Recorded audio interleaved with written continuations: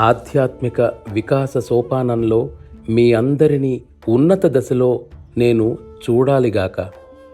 నా హృదయం దీని కొరకే ఎదురుచూస్తుంది. ప్రియమైన సోదరా, ఇది ఒక్కటే నా జీవితం యొక్క ప్రణాళిక. నా గురుదేవులు ఈ జ్ఞానాన్ని అంతటా వ్యాప్తి చేస్తానని ప్రమాణం చేశారు. ఆయన జీవితం అంతా ఆ కార్యాన్ని నిర్వర్తించారు. మీరు జాగ్రత్తగా గమనిస్తే ఆ కార్యం ఇంకా కొనసాగుతుందని గ్రహిస్తారు. అటువంటి మొక్కవోని విధేయత మీకు ఎక్కడో కానీ కనిపించదు.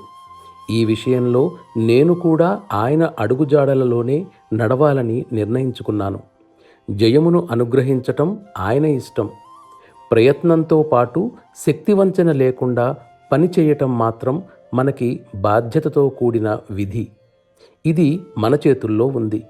ఇక్కడ మన చేతులు అంటే ఆయన చేతులు.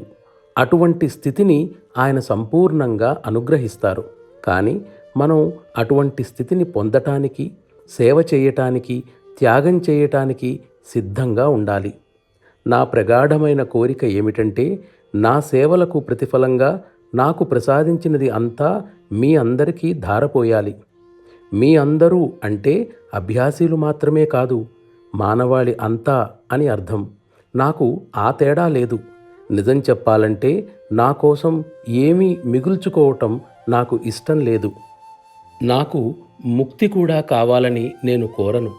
మానవులందరూ ఆధ్యాత్మిక శిఖరాలను చేరుకోవాలని మాత్రమే నేను కోరతాను.